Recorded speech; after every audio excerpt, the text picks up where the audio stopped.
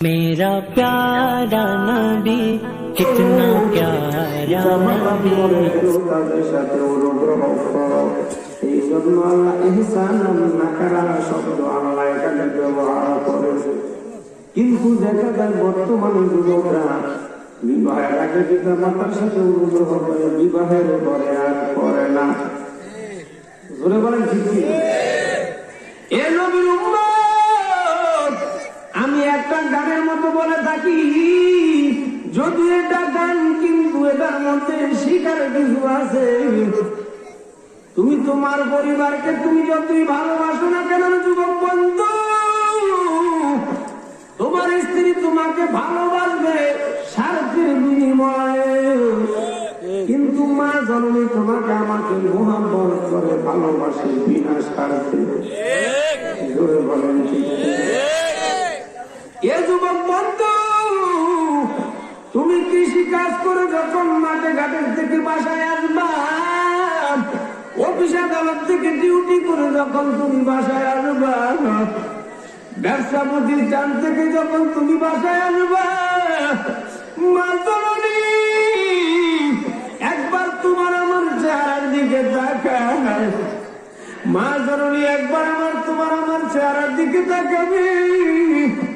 মা জননী আরেকবার তোমার আমার পেটের দিকে তাকাবে।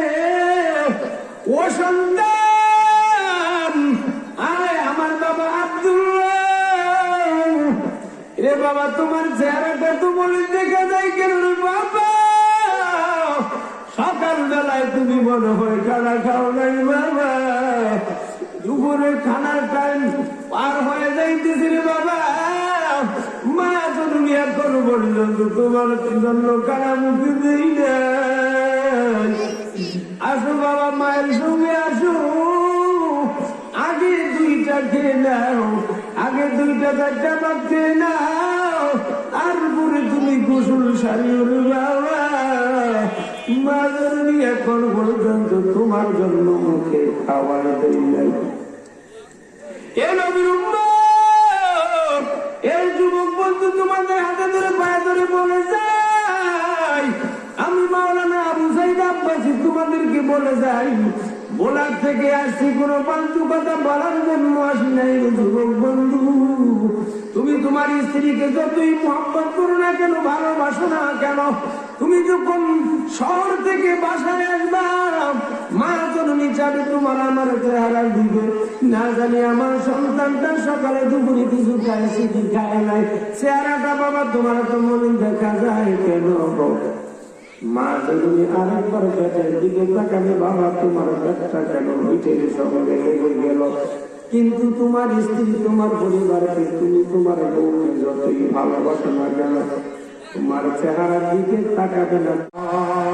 লা ইলাহা ইল্লাল্লাহ, লা ইলাহা ইল্লাল্লাহ, লা ইলাহা ইল্লাল্লাহ, লা ইলাহা ইল্লাল্লাহ, লা ইলাহা ইল্লাল্লাহ, লা ইলাহা ইল্লাল্লাহ। আল্লাহ আল্লাহ min kunat shamsu qamar, Allah Allah min kunat shamsu qamar, Allah Allah min kunat laylun nahar, la ilaha illallah, la ilaha illallah, la ilaha illallah, la ilaha illallah, Allah Allah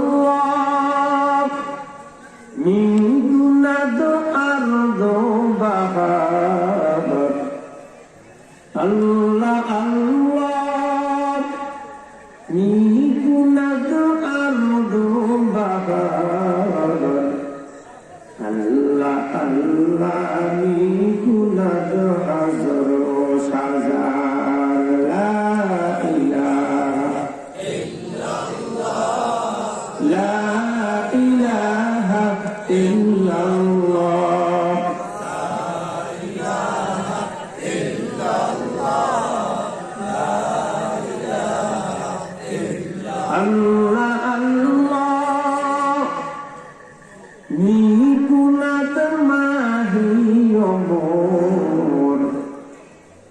Allah Allah mikunat mahiyomur Allah Allah mikunat mizokore pur la ilaha illallah la ilaha illallah la ilaha illallah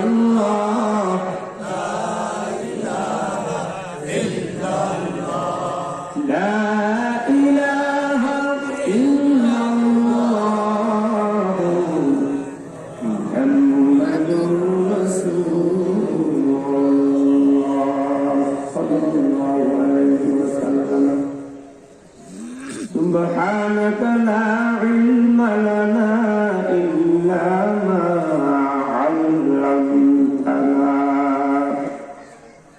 إنك أنت العليم الحكيم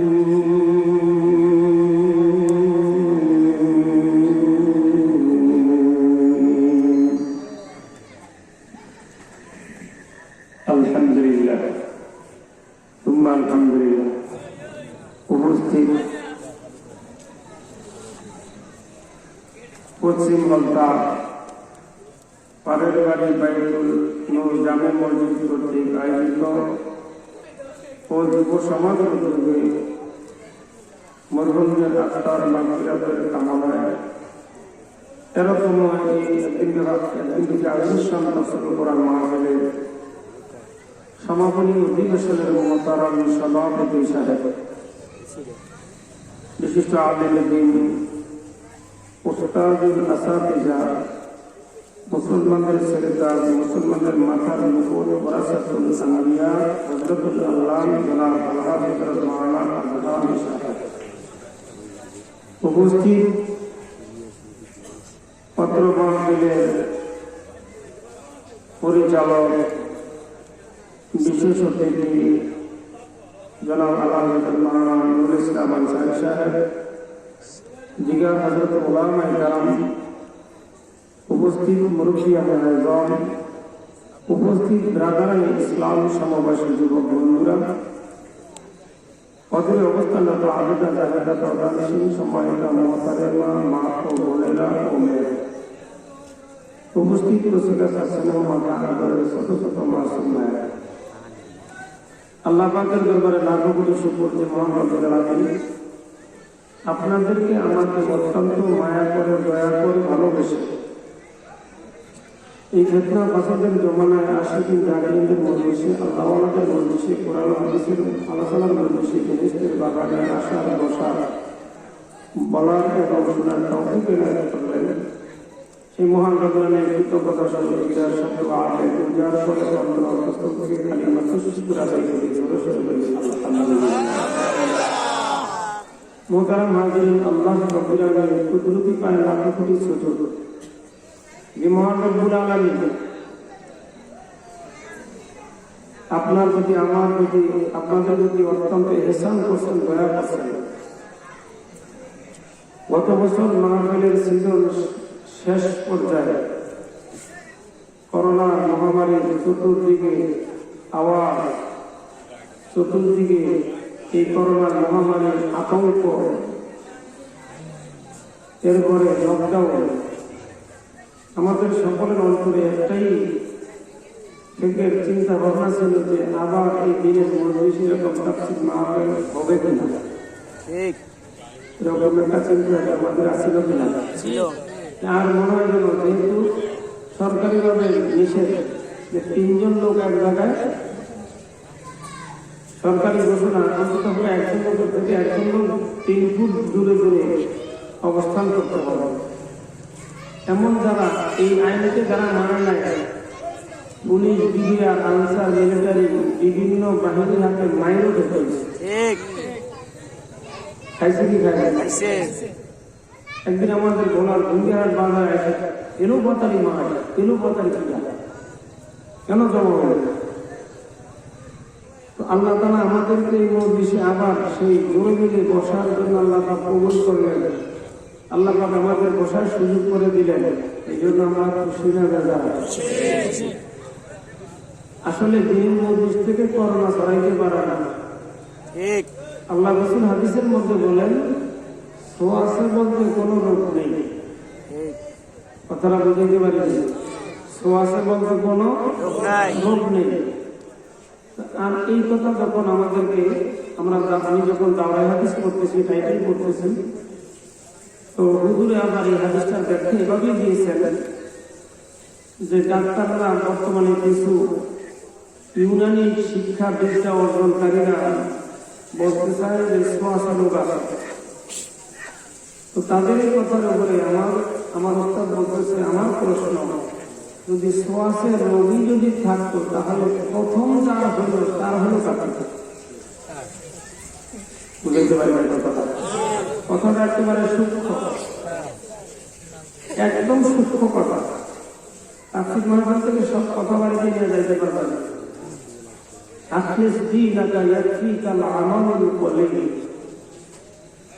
তোমার ঈমানকে খাঁটি করো, অল্প আমলই নাজাতের জন্য যথেষ্ট হবে। কথা বলতে পারি?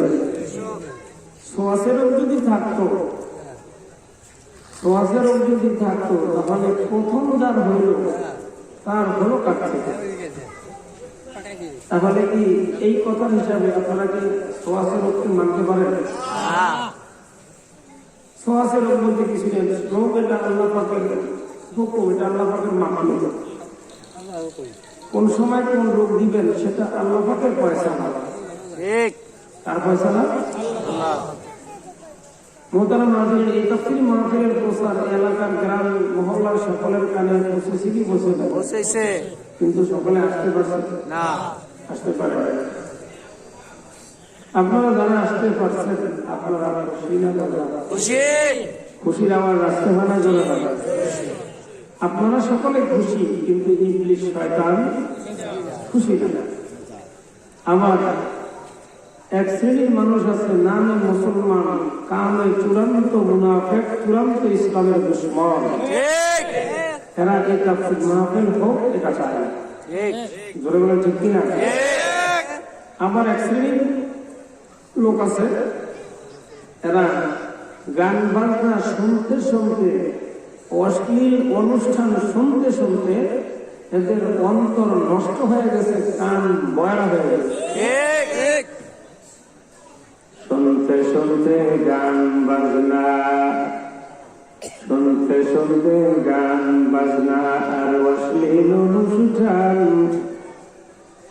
অন্তর তাদের নষ্ট হয়েছে, বধির হয়েছে কান। অন্তর তাদের নষ্ট হয়েছে, বধির হয়েছে কান। ঠিক কিনা? দিবানিশি পড়লে বন্ধু পবিত্র কুরআন, দিবানিশি পড়লে বন্ধু পবিত্র কুরআন, তবে তাদের ভাগ্যে আছে জান্নাতি গিলমান, তবে তাদের ভাগ্যে আছে জান্নাতি গিলমান। জোরে বলেন ঠিক কিনা? হে নবীর উম্মত, সকাল সন্ধ্যা দিবানিশি যদি কোরআন তেলাওয়াত করতে পারো, তাহলে আল্লাহ তোমার জন্য রাখছেন জান্নাতি গিলমান। কি রাখছেন? জান্নাতি। হে নবীর উম্মত, কোরআন পড়লেও লাভ, কোরআন শুনলেও লাভ, কোরআন পড়লেও লাভ, শুনলেও লাভ।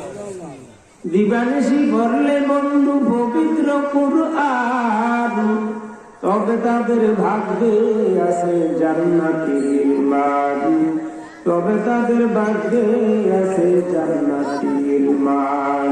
জোরে বলেন ঠিক কিনা? এ নবীর উম্মত, মুসলমানিত্ব নিয়ে যদি বাঁচতে চাও, ঈমান নিয়ে যদি কবরে যাইতে হয়, কোরআন ব্যতীত ঈমান নিয়ে কবরে যাওয়া সম্ভব না, সম্ভব না, সম্ভব না। কোরআন ব্যতীত মুসলমান দুনিয়া বেঁচে থাকা সম্ভব না।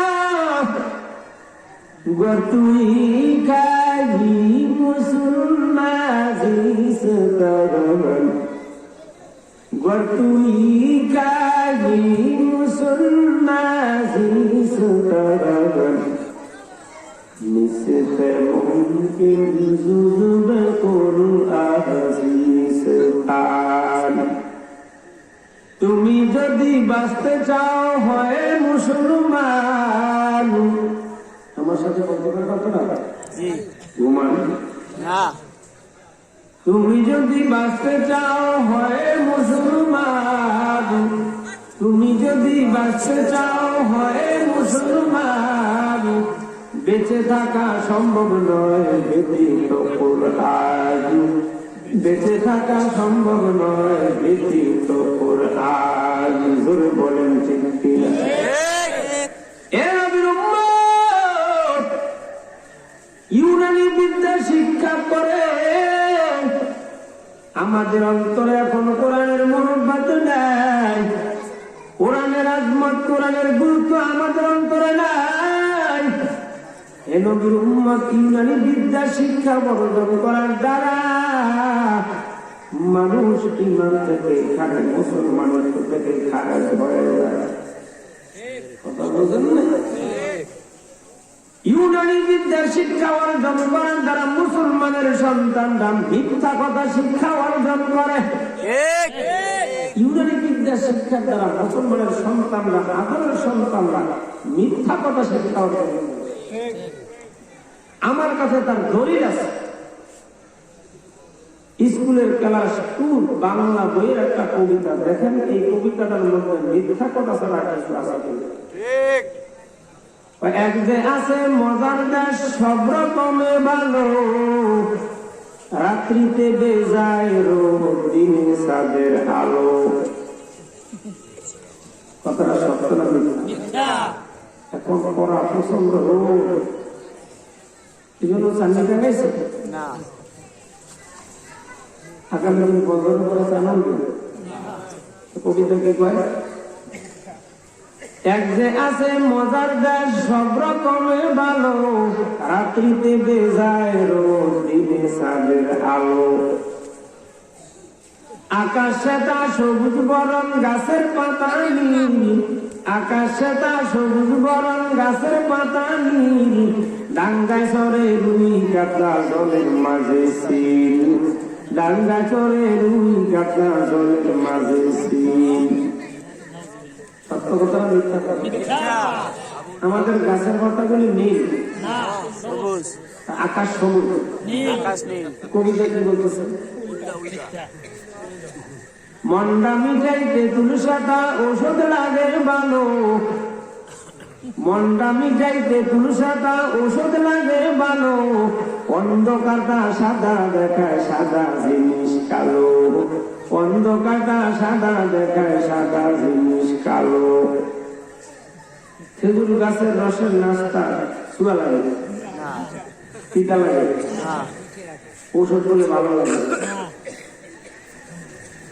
এই কথাটা কবিতায় কি বলতেছে? মনটা মিঠাইতে তুলসাটা ঔষধ লাগে ভালো, অন্ধকারটা সাদা দেখায় সাদাটা দেখায় কালো। আপনারা সাদাটা কালো দেখায় না, কালোটা সাদা দেখায় না।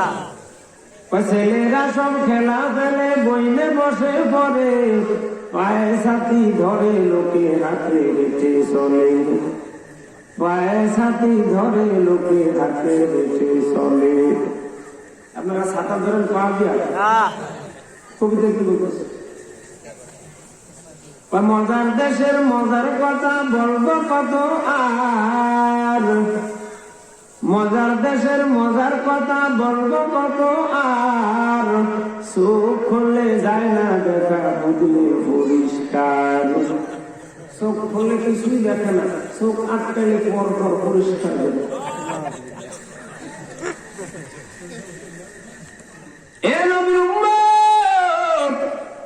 এই ইউনানি বিদ্যা আর কতদিন তুমি শিক্ষা অর্জন করবা? চান্দে খাহানি হেকুমতে ইউনানি সন্দেহ খানি হেকমতে ইউনানি হেকমতে কুরআনিয়া হামবকা।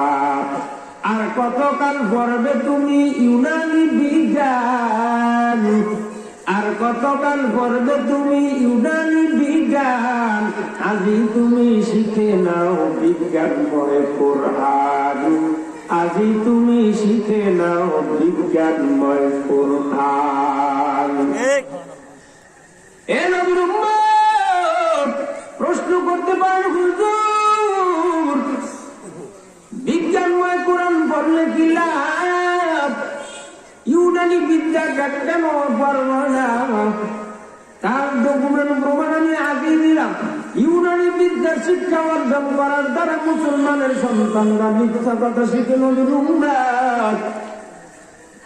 আর কোরআনের প্রতিটা হরফের দ্বারা আমার বাংলার পরিচয় লাভ করতে পারে। কোরআনের প্রতিটা হরফ আমার মাওলাকে, আমার আল্লাহকে চিনার একটা বিশাল ভান্ডার।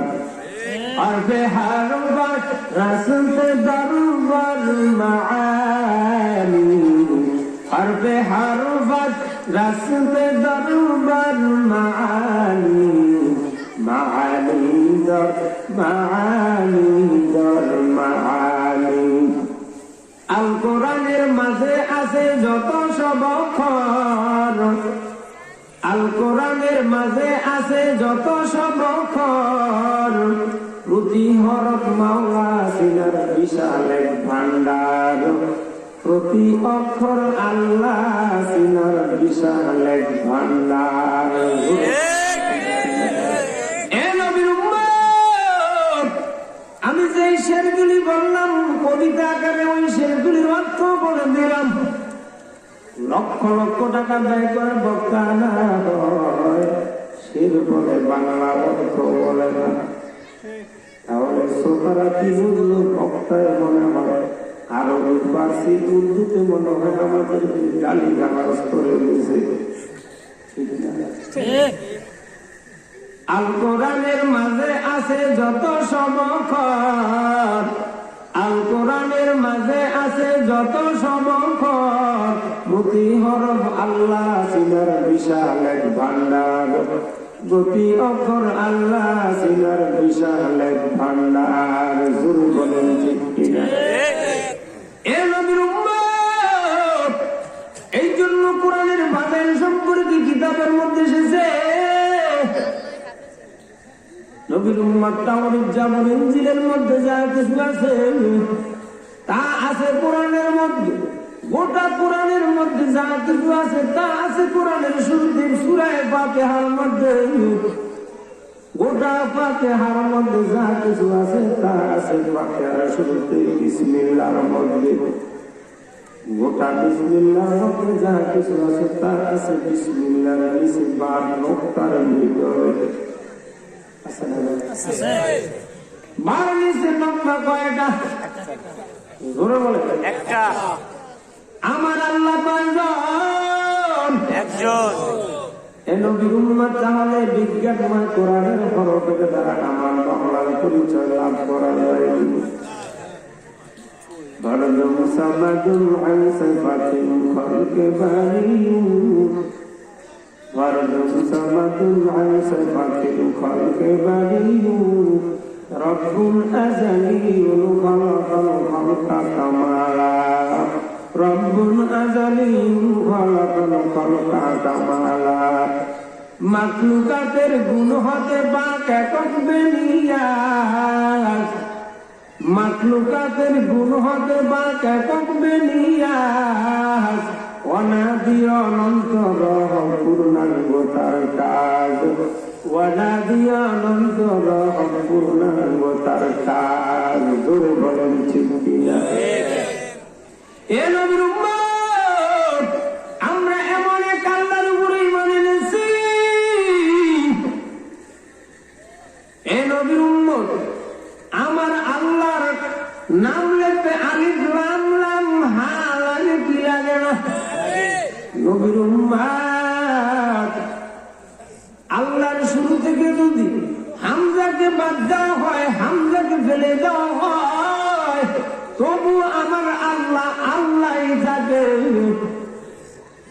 যাকে যদি ফেলে দেওয়া হয় তখন থাকে লিল্লাহ।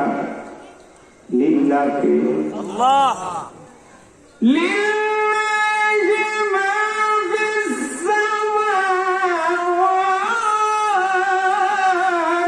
ওয়াল আরদ।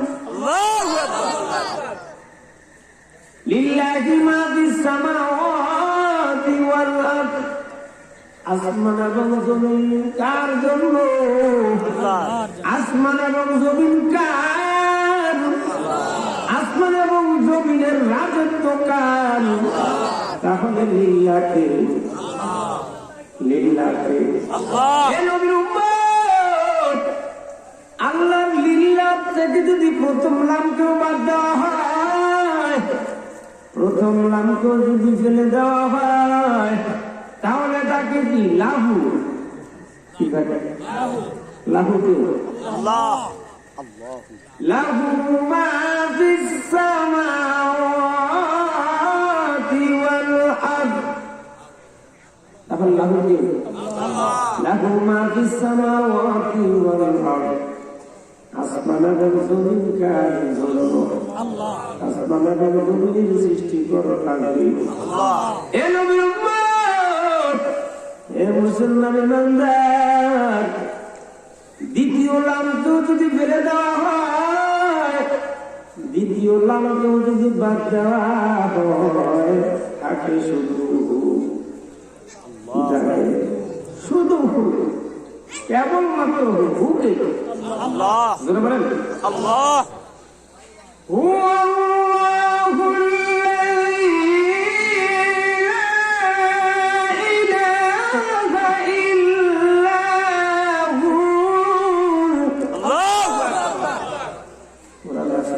আছে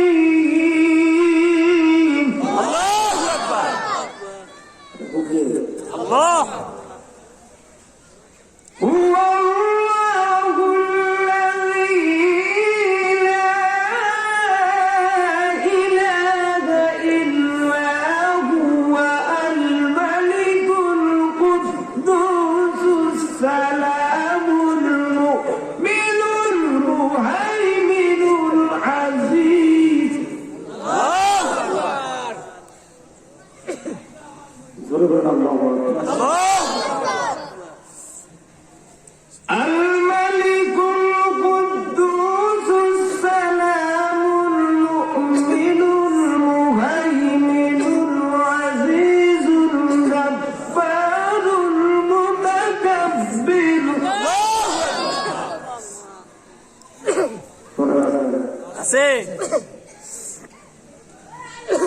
তাহলে ওকে হে নবীর উম্মত, তাহলে যেভাবে করা হয় ওইভাবে আমার আল্লাহ আল্লাহই থাকবে।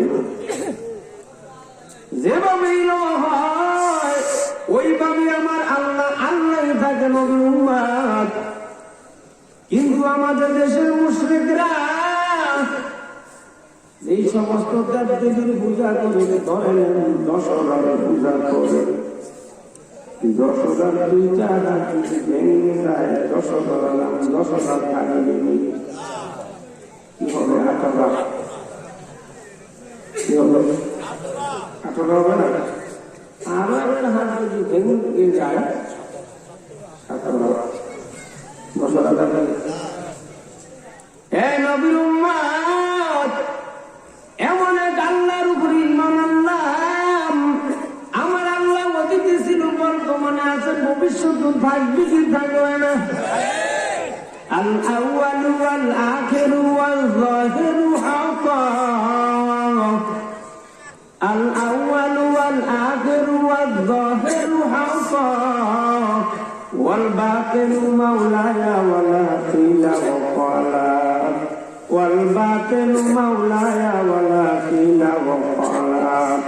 তিনি শুরু, তিনি শেষ, তিনি দৃশ্যমান, তিনি শুরু, তিনি শেষ, তিনি দৃশ্যমান, তিনি গোপন, তিনি মাওলা নাহি তার দুর্নাম।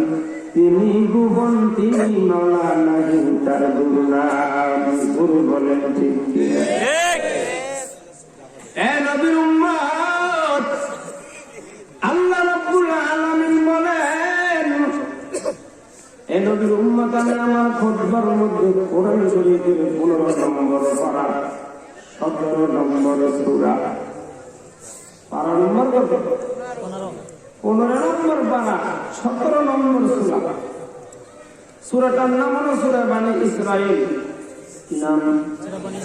সূরা বলেন সূরা বানী ইসরাঈলের থেকে 24 এবং 25 নম্বর আয়াতের কারিমা আমি তেলাওয়াত করতেছি।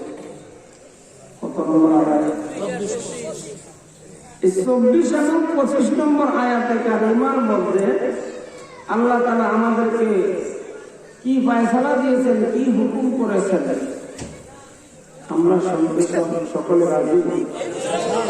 সকলেই রাজি? কারা কারা শুনতে রাজি? হাত লাগাতে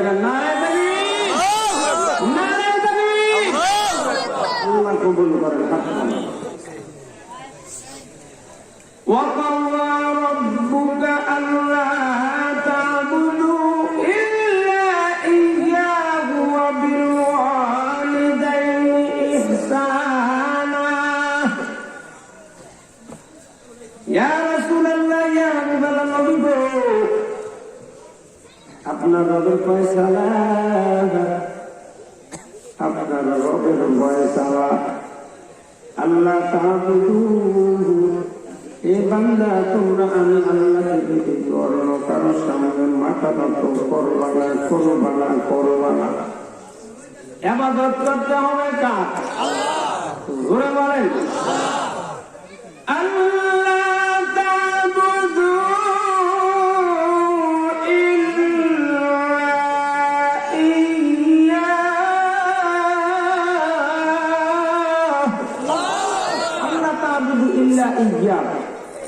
আমি আল্লাহকে ব্যতীত অন্য কারো ইবাদত বন্দেগী চলবে না।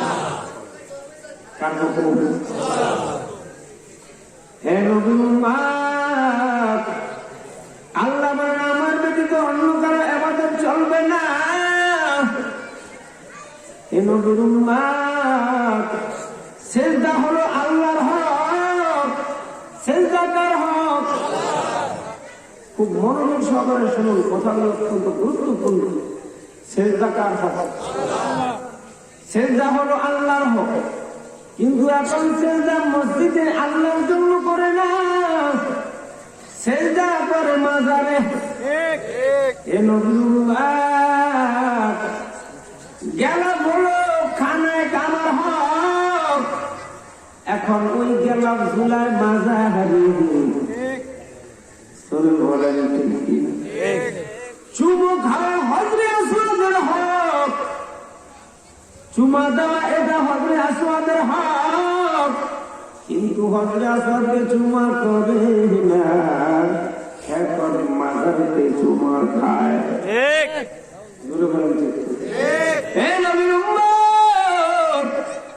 পানি হিসাবে তাজিম করা, ইজ্জত কদর করা জমজমের পানি, কিন্তু এখন জমজমের পানির ইজ্জত কদর করে না। মাজার দোয়া পানি, খাজা বাবার গোসলের পানির ইজ্জত করে, কিন্তু জমজমের পানির ইজ্জত ওদের কাছে নাই।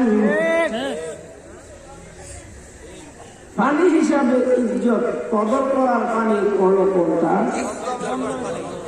হে নবীর উম্মত, আমরা মসজিদে নামাজ পড়ি, মসজিদকে পিছনে করে বের হয়, খানায় কাবায় নামাজ পড়ে, বাইতুল মুকাদ্দাসে নামাজ পড়ে, মসজিদে নববীতে নামাজ পড়ে, মসজিদকে পিছনে করে বের হওয়া যায়, কিন্তু কোন বাবার মাজারে যদি যায় পিছনে করে বের হইতে যায় না, বেগারে সহ পিছগিয়ে হালো।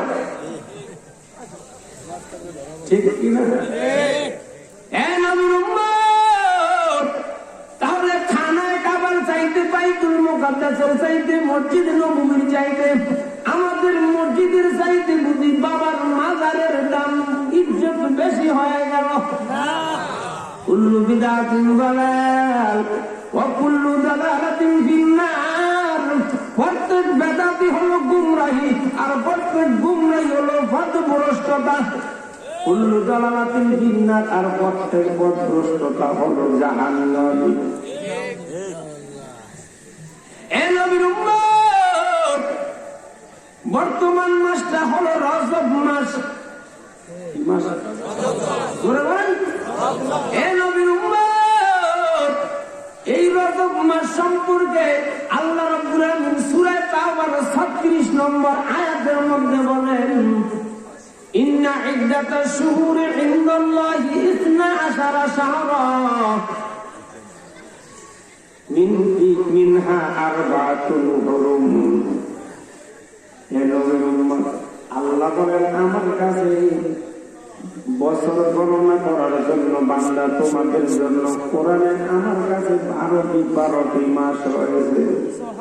সুবহানাল্লাহ বলেন। ইংরেজি যেমন 12টা মাস আছে, বাংলাতে যেমন 12টা মাস আছে।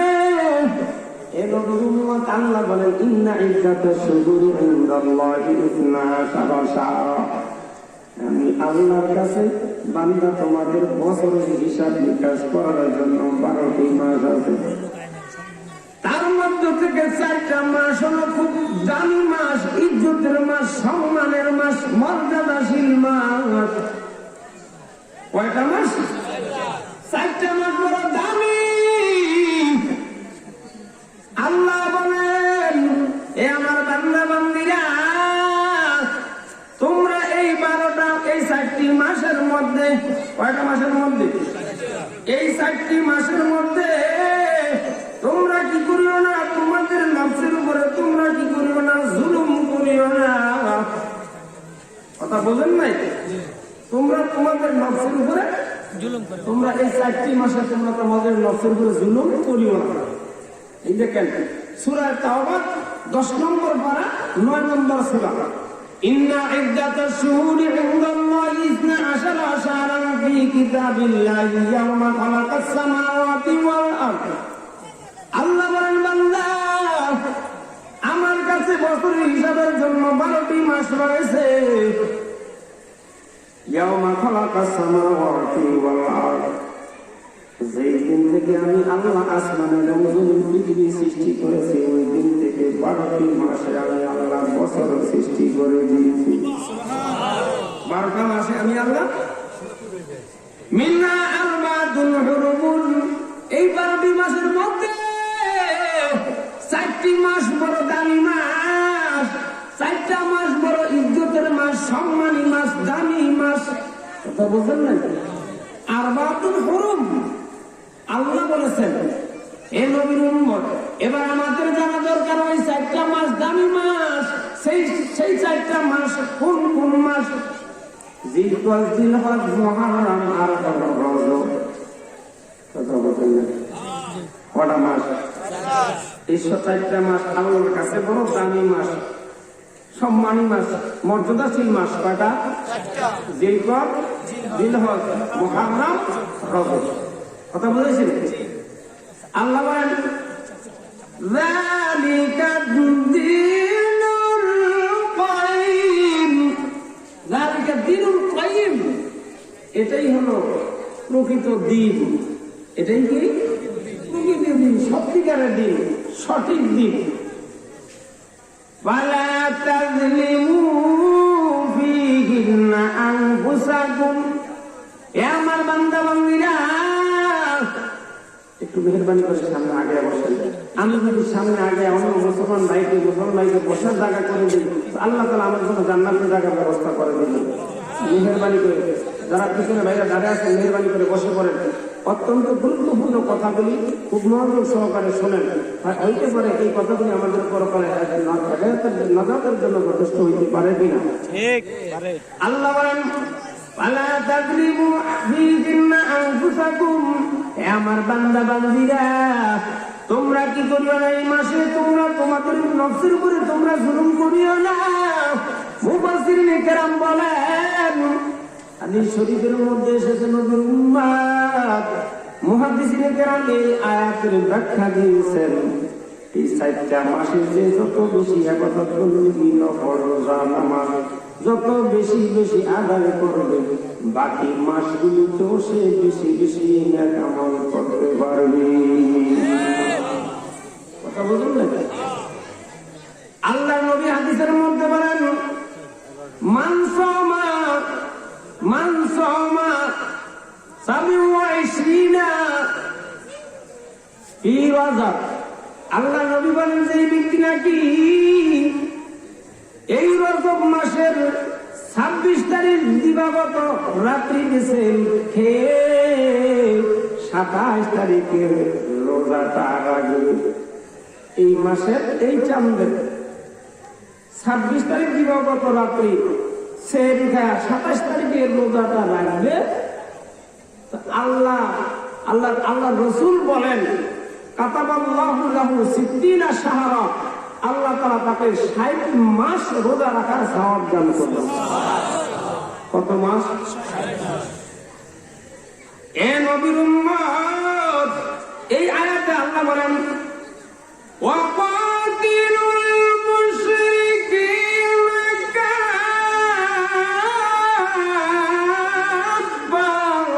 আল্লাহু আকবার। ওয়াকাতিলুল মুশরিকিনা কাফা।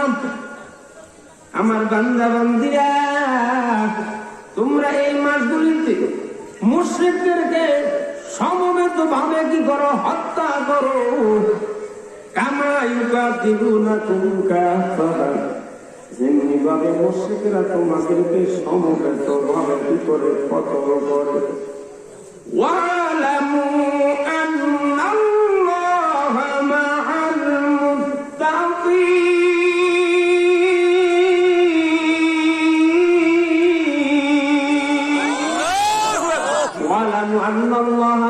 মুত্তাকিন।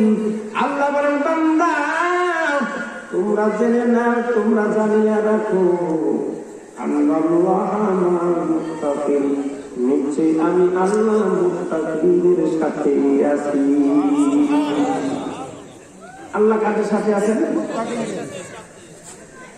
আল্লাহ কাদের সাথে আছেন? মুত্তাকিনদের সাথে আল্লাহ তাআলা আছেন। হে নবীর উম্মত, তাহলে আল্লাহর রাসূল বলেছেন, আল্লাহ বলেছেন তোমরা এই মাসটির মধ্যে এই মাসগুলোতে তোমরা তোমাদের নফসের উপরে জুলুম করিও না, বেশি বেশি নফল ইবাদত বন্দেগী এই মাসগুলোতে করো। কিন্তু এখন আল্লাহ যেই হুকুম করেছেন আমরা করি তার বিপরীত। নবীর উম্মত বাংলার জমিনে রোডে ঘাটে রাস্তাঘাটে বাইরে হইলেই দেখা যায় যেখানে সেখানে লাল শাল কাপড়, লাল কাপড় দিয়া ট্যাগ ফেসায়া রোডের তিন রাস্তার পরে 4 রাস্তা চৌরাস্তায় বসায়া দিয়েছে ওরস মুবারক।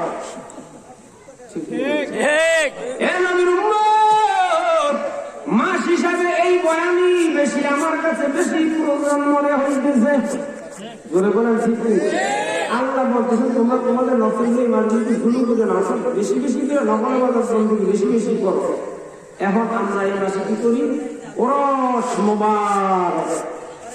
এ নবীর উম্মত, এক পুরুষে খায় মানুষের শরীরের রক্ত, পুরুষে খায় মানুষের শরীরের রক্ত, আর পুরুষে খায় মানুষের ঈমান। পুরুষে খায় রক্ত মানুষের শরীরে, আর পুরুষে খায় মানুষের ঈমান। বলে বলেন ঠিক কিনা? আওয়াজ দিয়ে বলি এ নবীর উম্মত, এই যে আমরা রাস্তায় বের হইলেই গেলে যেখানে সেখানে লাল শান্তু কাপড়ে লিখি ওরস মুবারক, আমাদের জানা দরকার ওরস শব্দের শাব্দিক অর্থ কি? নবীর উম্মত ওরস শব্দের শাব্দিক অর্থ হলো বিবাহ বাসর। ওরস শব্দের শাব্দিক অর্থ বিবাহ বাসর। এ নবীর উম্মত, ওরস শব্দের পারিভাষিক অর্থ হলো কোন ওলি আল্লাহ বীর বুজুর্গদের নামে নির্দিষ্ট মাসে নির্দিষ্ট তারিখে নির্দিষ্ট সময়ে দোল সানাই বন্ধুরা বাঁশি বাজায়া নারী পুরুষ সম্মিলিত ভাবে আলোক সজ্জা করে ফিন্নি নাস্তা তৈরি করে আনন্দ উদযাপন করাকে পুরুষ বলে। সেটা করে কিনা? তাহলে এবার আমাদের জানা দরকার এই ওরস চালু করেছেন কে? এই ওরসের প্রতিষ্ঠাতাকে? ওরস কোন দিন থেকে চালু হয়েছে? এ নবীর উম্মত, তাফসীরের কিতাবের মধ্যে এসেছে আদম আলাইহিস সালামের সন্তানরা দুই দলে বসবাস করতে শুরু করেছে। তার সন্তানরা আদম আলাইহিস সালামের সন্তানরা দুই দলে বসবাস করতে শুরু করেছে। আমি যে কিতাবে দেখেছি সূরা আহজাবের ৫ম নম্বর রুকুর ব্যাখ্যায় তাফসীরটা আসছে যে আদম আলাইহিস সালামের সন্তানরা দুই ভাগে বসবাস করতে শুরু করেছে। আদম আলাইহিস সালামের কিছু সন্তানরা পাহাড় উপরে বসবাস করতে শুরু করেছে। যারা পাহাড় উপরে বসবাস করতেছে এদের নারীগুলি ছিল অত্যন্ত বিশ্রী কালা, কিন্তু পুরুষগুলি ছিল অত্যন্ত রূপসী। কথা বুঝাইছিল?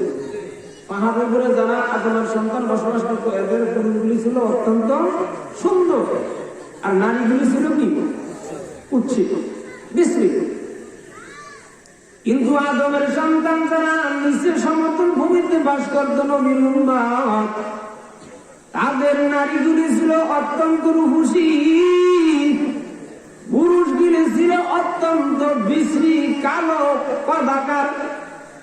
এই নবীর উম্মত, ইবলিস শয়তান একজন রাখালের বেশে আদম সন্তানদের ঘরে এসে রাখালগিরি করতে শুরু করেছে। ইবলিস শয়তান আদমের সন্তানদের মধ্যে একজন রাখালের বেশে আসলো। আমরা আগে বছর থেকে আমাদের নানারা, আমার দাদারা বছর থেকে আল্লাহ রাখতো। আপনারা কি বলেন?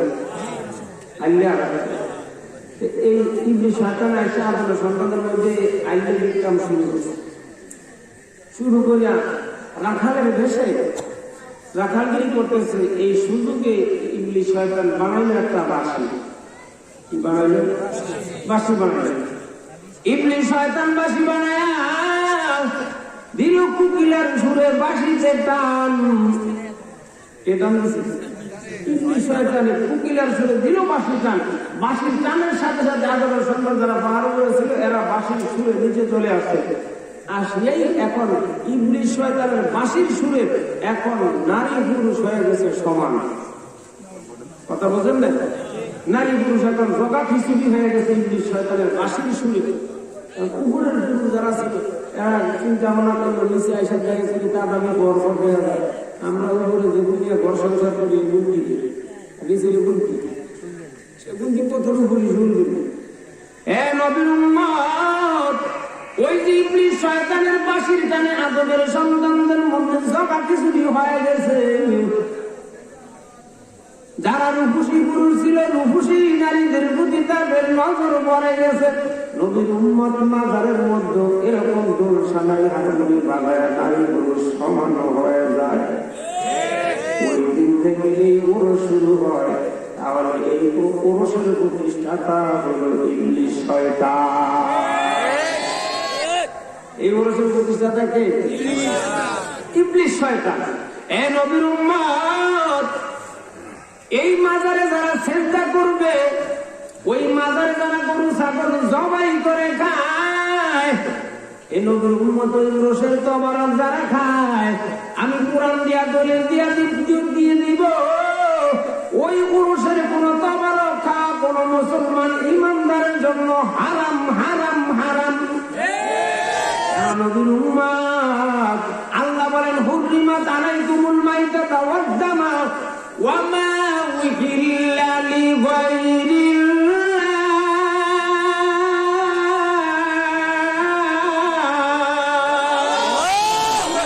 ওয়া মা উহিল্লা লিগাইরিল্লাহ।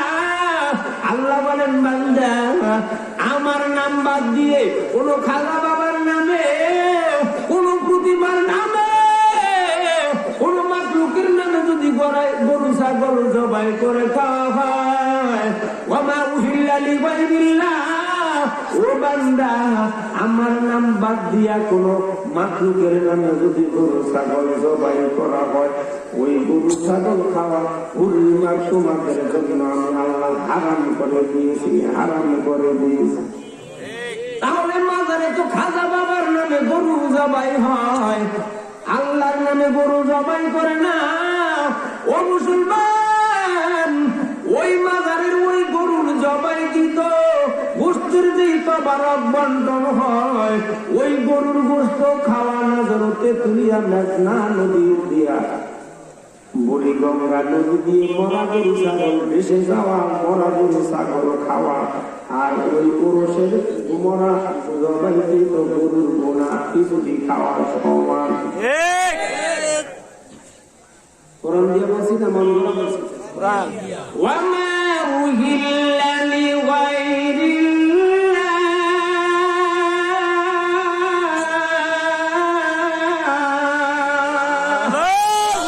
এ নবীর উম্মত, আল্লাহ বলেন ওয়া কাযা রাব্বুকা আল্লা তা'বুদু ইল্লা ইয়াহু। এ বান্দা, তোমরা আমি আল্লাহর ব্যতীত অন্য কারো ইবাদত তোমরা করবা না। সেজদা হলো আল্লাহর হক। এখন সেজদা বলছি যে আল্লাহর সন্তুষ্টির জন্য করে না, মাজারে করে। ঠিক কি না? ইবাদত মনে করে করে, ঠিক কি না? দুই খাজা বাবার কবর, এক ভক্ত এক মুরিদের দুই খাজা বাবা মাজারের মাঝখানে বলিয়া এক খাজা বাবার দিকে দিছে মাথা, আর এক খাজা বাবার মাজারের কবরের দিকে দিছে পাতা। অনেক মুরিদিরা মাজারে সেজদা করেন, করে কিনা? মাজারের কাছে রাশি কি করে? আমি কাছে মাজারে কর্মকাণ্ড হয় দেখতাম, তাই এক ভক্ত এক মুরিদের দুইটা কবরের মাঝখানে বলিয়া সেজদা দিতে আসে। মাজারের কাছে রাশি দিতে আমি যা মাজারে খিচ্ছা ওর ভাষাটার ভাষা একটা লাথিয়ে কাটছি ফিরিয়ে গেছে। এই হুজুর, আপনি আমার লাথি দিলেন কেন? আমি তো তোরে লাইটাই নেই। তুই এক বাবার দিকে দিস মাথা, আরেক বাবার দিকে দিস ভাষা। যেই বাবার দিকে ভাষা দিস ওই বাবা রাগ হয়ে তোর ভাষা ভাষায় লাইতেছে। এ নবীর উম্মত, একজন বেদাতি ইহুদি ইমাম আবু হানিফা রাহমাতুল্লাহ আলাইহি প্রশ্ন করলো, এই ইমাম আবু হানিফা, আপনারা মসজিদে সিজদা করেন, আমরা মন্দিরে বা মাজারে সিজদা করি। সিজদার দ্বারা উদ্দেশ্য তো হইল ইবাদত। এটা এক জায়গায় করেই তো ইবাদত করে যাবে। আমি আপনাকে সেরের মাধ্যমে বায়াতের মাধ্যমে প্রশ্ন করব, আপনি আমাকে সেরের মাধ্যমে বায়াতের মাধ্যমে উত্তর দিতে হবে। সেজদা আছে ইবাদত মাকসুদ হয়, সেজদা আছে ইবাদত মাকসুদ হয়, মসজিদ হো ইয়া বুতখানা। ইহুদি বেদাতি প্রশ্ন করি না, আমাদের মতে সেজদা আছে ইবাদত মাকসুদ হয়, সেজদার দ্বারা তো উদ্দেশ্য হলো ইবাদত। মসজিদ হইয়া বুতখানা, চাই সেজদাটা মসজিদে হোক, চাই মন্দিরে হোক, মাজারে হোক, এক জায়গায় করলে ইবাদত হয়ে যাবে। এই আবু হানিফা, আপনি আমার উত্তর দেন। আমি যেভাবে আপনাদের শেরের মাধ্যমে বায়াতের মাধ্যমে প্রশ্ন করছি, আপনি ঠিক আমাকে ওইভাবে উত্তর দিতে হবে। खाने से पेट भरना मकसूद है, खाने से पेट भरना मकसूद है, रोटी हो या पायखाना। खाने से पेट भरना मकसूद है, रोटी हो या पायखाना। इमाम আবু হানিফা, আমি ইমামে আজম, আমি একজন বড় ইমাম মানুষ, হুজুর মানুষ, আপনাদের কাছে এই প্রশ্ন আপনার দিবেন, আমার প্রশ্নের উত্তর আপনাদের আমার উত্তর দিতে হইলে তোর প্রশ্নের তোর উত্তর দিতে হয়েছে, দোষ কি আমার? তুই বলতেছ মসজিদে হোক আর মন্দিরে হোক আর মাজারে হোক, সেটা এক জায়গায় করলি, এটা উদ্দেশ্য ইবাদত। তো খাওয়ার দ্বারা তো উদ্দেশ্য হলো পেট ভরা। তুই ভাত মাংস গোস্ত বিরিয়ানি হালুয়া জর্দা তুই আর না খায়া তুই কুত্তার গুখাই না তো পেট ভরবো। কথা বোঝেন না? সেজদা से इबादत मकसूद है, मस्जिद हो या बुतखाना। इमाम আবু হানিফা বলতেছে खाने से पेट भरना मकसूद है, रोटी हो या पायखाना।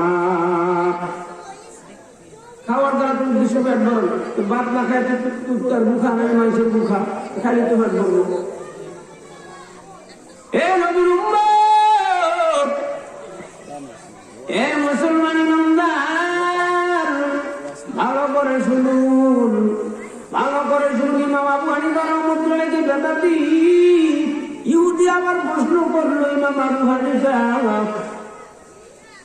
আপনারা আপনাদের আল্লাহর সাথে যেরকম উপহাস করেন, ঠাট্টা করেন, এরকমটা আমরা করি না।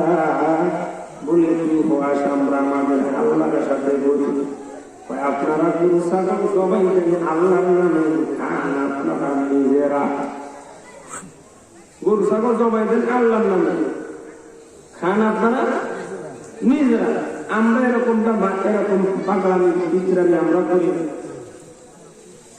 আমরা মানুষের নামে জবাই দিয়া মানুষেরটাই খাই, আল্লাহর নামে যেটা জবাই হয় এইটা আল্লাহ, আমরা এটা খাই না।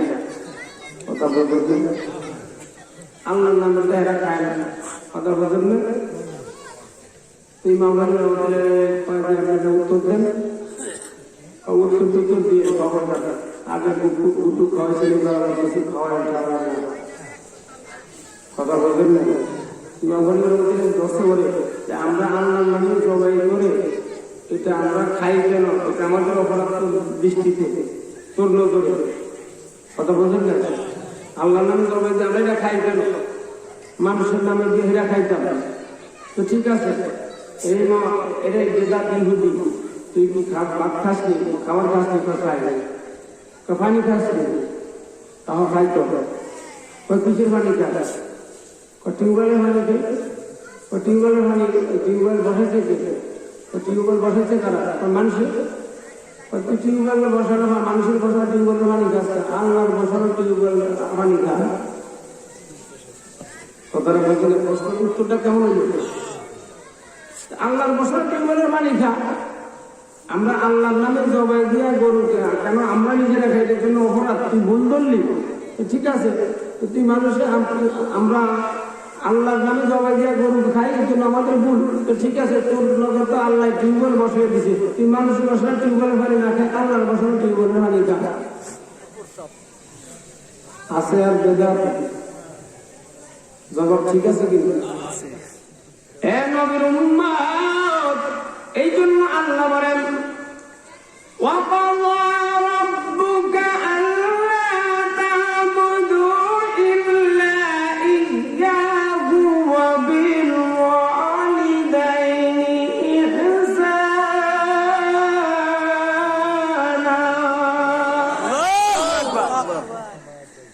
তাহলে ইবাদত করতে হবে আল্লাহ।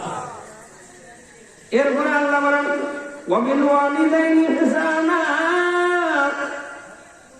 আমার বান্দা বান্দিরা, আমি আল্লাহর ইবাদত বন্দেগী করার পর তোমরা তোমাদের পিতা মাতার সাথে ইহসান করো, অনুগ্রহ করো। পিতা মাতার সাথে ইহসান করো। ইহসান এটা আরবি শব্দ, নবীর উম্মত। এর অর্থ হলো অনুগ্রহ। এর অর্থ কি? জোরে বলেন। তাহলে আল্লাহ পাকের ইবাদত বন্দেগী করার পরে আল্লাহ হুকুম করেছেন দ্বিতীয় নম্বরে কি? পিতা মাতার সাথে কি করো? অনুগ্রহ করো। আচ্ছা, কোরআনে বলতেছেন আল্লাহর ইবাদতের পরে পিতা মাতার সাথে অনুগ্রহ করার হুকুম কোরআনে। আল্লাহর নবী হাদিস কি বলতেছে? এই আয়াতের ব্যাখ্যা, এই আয়াতের তাফসীর, হাদিস কি করতেছে? সুইলা রাসূলুল্লাহি সাল্লাল্লাহু আলাইহি ওয়াসাল্লাম, আল্লাহ নবীকে প্রশ্ন করলেন, ইয়া রাসূলুল্লাহ, ইয়া হাবিবাল্লাহ, নবী আইয়ুল আমালি আহাব্বু ইলাল্লাহি আযজা ওয়া জাল্লা। নবী গো, আল্লাহর কাছে সবচেয়ে প্রিয় আমল, প্রিয় উত্তম ইবাদত কোনটা? আল্লাহ নবী সাহাবী, আল্লাহ নবী জিজ্ঞাসা করছে, ইয়া রাসূলুল্লাহ, সবচেয়ে উত্তম ইবাদত, পছন্দনীয় ইবাদত, আল্লাহর কাছে সবচেয়ে দামি ইবাদত কোনটা? আল্লাহ নবী বলেন, আসসালাতু আলা ওয়াক্তিহা, সময় মতো নামাজ আদায় করা আল্লাহর কাছে সবচেয়ে প্রিয় ইবাদত। সময় মতো নামাজ আদায় করা আল্লাহর কাছে সবচেয়ে জোরে কোন তাহলে আল্লাহ পাক ইবাদত বন্দেগী করে আল্লাহ রাসূল হাদিসে 1 নম্বর রাখছে। এ নবীর উম্মত, এখন তো আমরা সময় মতো নামাজ পড়ি না, দুনিয়ার কাজ কাম সারিয়া তারিয়া তারপরে নামাজ পড়ি। মাখুন সুসুতি নামাজে পান জিজানা, মাখুন সুসুতি নামাজে পান জিজানা, ওয়াইলুল লিল মুসাল্লিন আল্লাযীনা। এ নবীর উম্মত, আল্লাহ নবী বলেন সময় মতো নামাজ আদায় করা আল্লাহর কাছে সবচেয়ে প্রিয় ইবাদত, আল্লাহর কাছে পছন্দনীয় ইবাদত। কিন্তু এখন 5 ওয়াক্ত নামাজ আমরা পড়ি না। এই শুক্রবারে আর এই শুক্রবারে সেই শুক্রবারে হাজিরা দেই। আমি এমন মুসল্লিদের নাম রাখছি শুক্রবারে মুসল্লি। কথা বলছেন নাই? এই শুক্রবারে আর সেই শুক্রবারে যারা মসজিদে হাজিরা দেয়, আমি এগুলোর নাম রাখছি শুক্রবারে মুসল্লি। শুক্রবারে মুসল্লি আপনাদের এলাকায় আছে নাকি? কি বলেন? এ নবীর উম্মত, 5 ওয়াক্ত নামাজের কথা কোরআনে আছে না নাই? কিন্তু বেদাতীরা মাজার পূজারীরা বলে 5 ওয়াক্ত নামাজের কথা কোরআনে নাই। আমি বলবো ওই আহাম্মকের ঘরে আহাম্মকের কোরআন হাদিসের কোনো এলিমই নাই। আর ওয়াজ করে লা তাকরাবুস সালাত, তোমরা নামাজের ধারে কাছে যাও না, আল্লাহ কোরআনে বলেছে। কত বড় বাটপা, কত বড় সিটি, ঠিক নিও। লা তাকরাবুস সালাত কোরআন দিয়ে ওয়াজ করে, নামাজের ধারে কাছে যাও না। এরে আহাম্মক, আল্লাহ পাক নামাজের ধারে কাছে যাইতে না কইছে, এই কথাটা শোনা। লা তাকরাবুস সালাত ওয়া আনতুম সুকারা, তোমরা মাতাল অবস্থায়, তোমরা যখন মাতাল থাকবা, হুঁশ থাকবে না, তোমরা যখন স্ত্রীর সাথে মেলামেশা করে, তোমাদের উপরে যখন গোসল ফরজ হয়ে যাবে, এই অবস্থায় তোমরা নামাজের ধারে কাছে যাও না। তো তোরা তো ওয়াজ তো ঠিক মতো লইছো, নারী পুরুষে কেটে ঢোল শানে একতারা বাজে বাদ্য বাজনা করে গাঁদা খায়া বেউসে নারী পুরুষে নাচানাচি করে ব্যক্তি খাওয়া, তো তোমাকে নামাজ বুঝাই যাবে কি করবে? কথা বুঝেন নাই?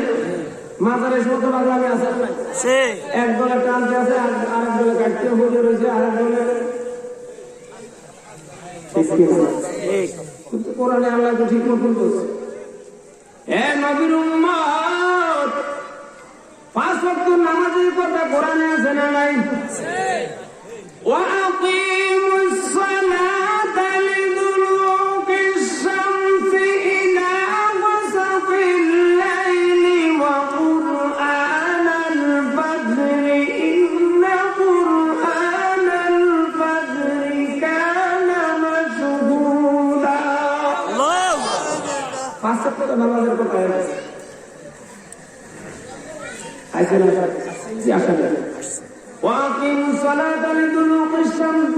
আল্লাহ বলেন বান্দা, ওয়াকিমুস সালাতা লিদুলুকিশ শামস, সূর্য যখন জ্বলে, সূর্য যখন পশ্চিম দিকে চলে যায়, তখন থেকে তোমরা নামাজ আদায় করো। ইলা গাসাকিল লাইল,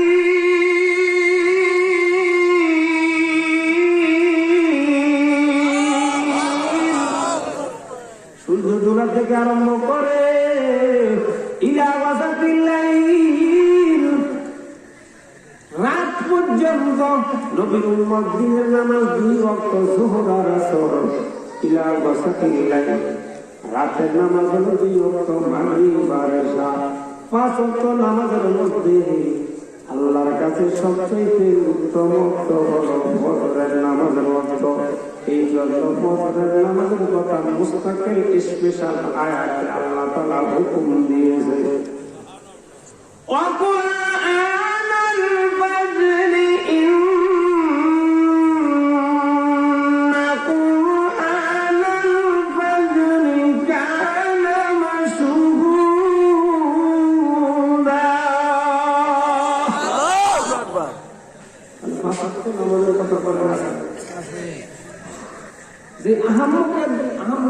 কোরআন হাদিসের এলেম নাই, এরকম মহাম্মুকরাই সরল মনা সরল সোজা মানুষগুলিকে পায়া ধোঁকা দেবে।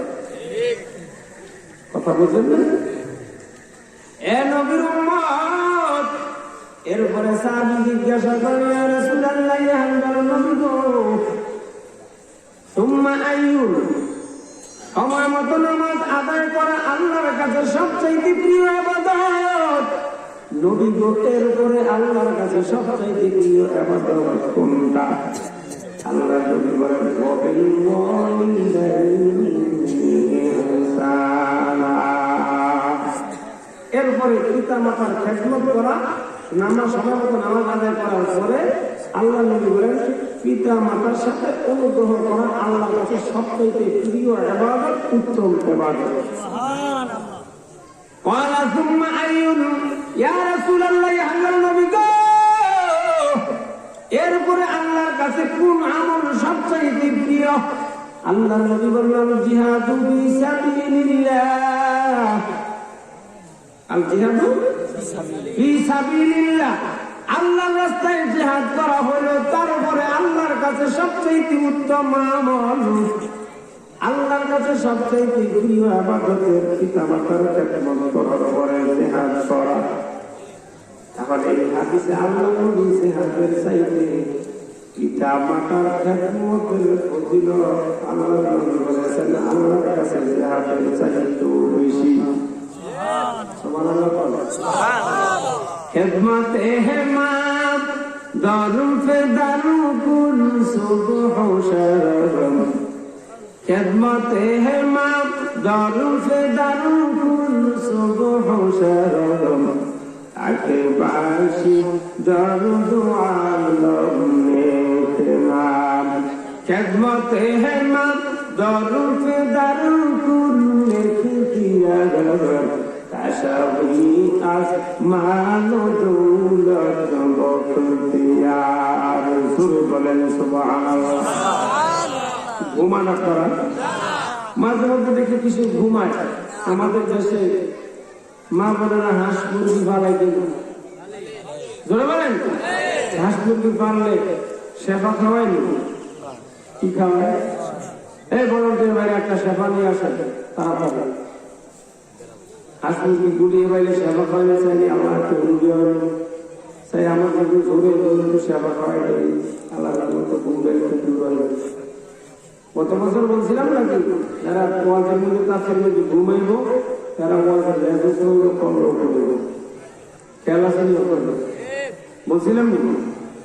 এ নবীর উম্মত, তাফসীরি কথা যেহেতু এখানে ওয়াজ মাহফিল লেখছে, যাই হোক, আল্লাহ বলেন ওয়াবিল ওয়ালিদাইনি ইহসানা। ইহসানা এখানে আল্লাহ নাকারা শব্দ ব্যবহার করেছে নবীর উম্মত। নাকারা মানে অনির্দিষ্ট, মারেফা মানে নির্দিষ্ট সীমিত। আল্লাহ এখানে ইহসানা নাকারা শব্দ ব্যবহার করে। যুবক বন্ধু, আমাদেরকে আল্লাহ হুকুম করেছেন দয়া মায়ার অনুগ্রহের যত দিক হইতে পারে, যত সুযোগ থাকতে পারে, এই সন্তান তুমি তোমার পিতা মাতার সাথে তুমি করো।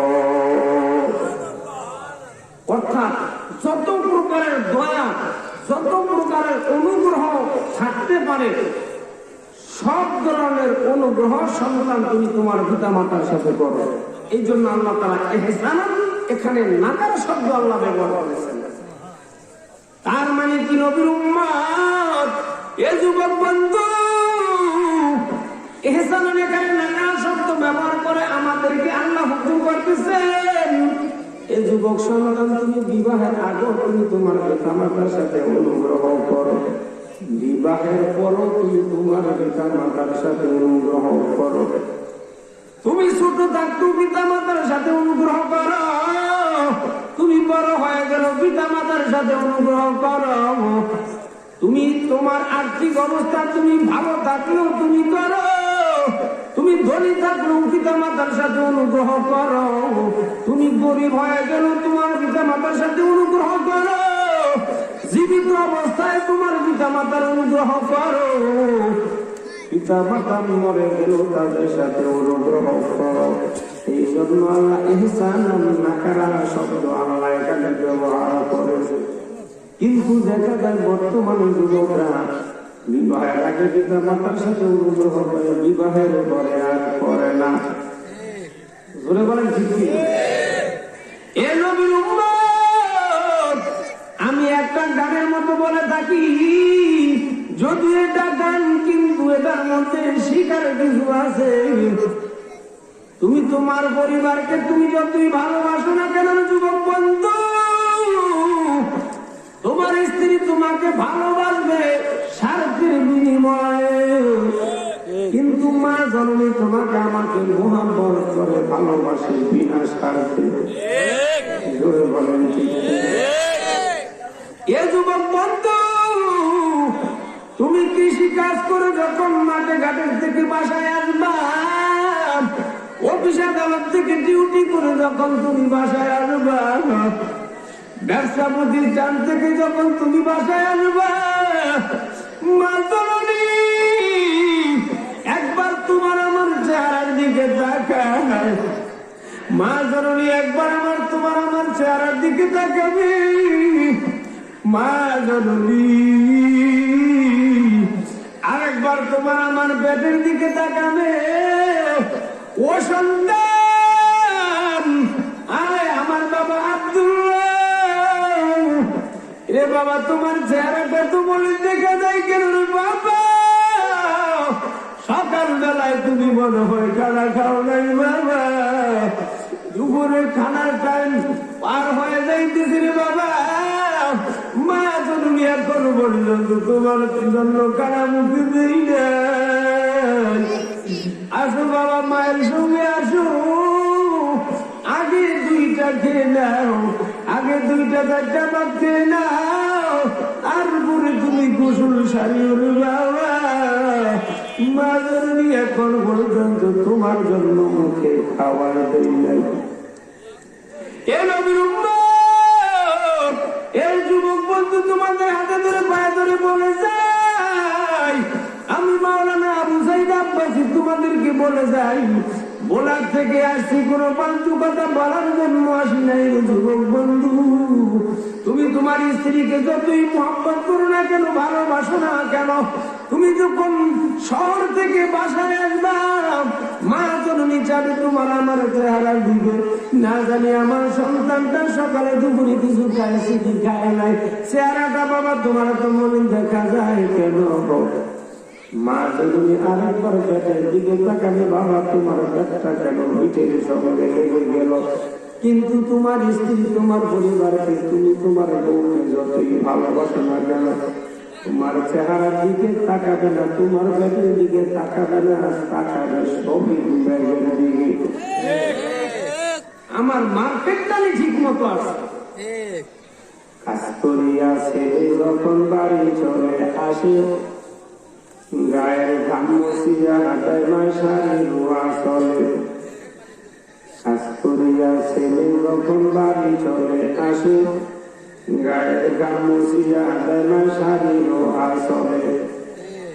হাতে একটি পাখা লইয়া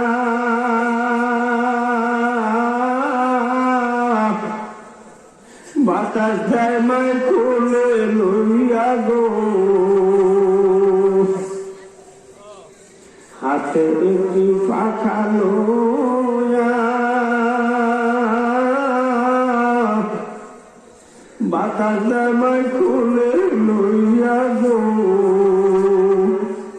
আর বউ থাকে বেগের দিদি ছায়া, কি আনছে খাইবার আমার, মায়ের যতন করো সবাই, বাবার যতন করো সবাই।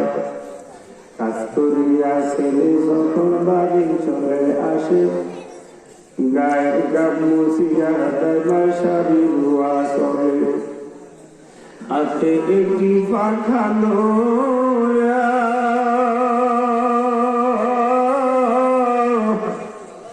বাতাস দামায় কোলে লইয়া গো। আর বউ থাকে বেগের দিদি ছায়া, কি আনছে খাইবার যতন করব সবাই, বাবার যতন করব সবাই। এ যুবক বন্ধু, তোমার স্ত্রী তোমার আমার চেহারা দিকে তাকাবে না, মা জননী তোমার আমার চেহারা দিকে তাকায়। তোমার স্ত্রী আমার স্ত্রী তো শপিং ব্যাগের দিকে তাকাবে, আমার মার্কেটটা ঠিক মতো আসছে কিনা, আমার খাবারটা যেটা বলেছি আনার জন্য আনছে কিনা। যদি মার্কেট ঠিক না হয়,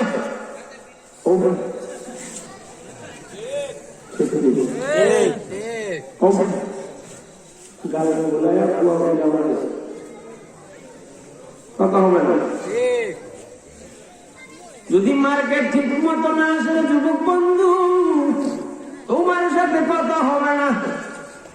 সারা জীবন তুমি তার চাহিদা পূরণ করেছো, একদিন একটু ঠিক মতো মার্কেট হয় না,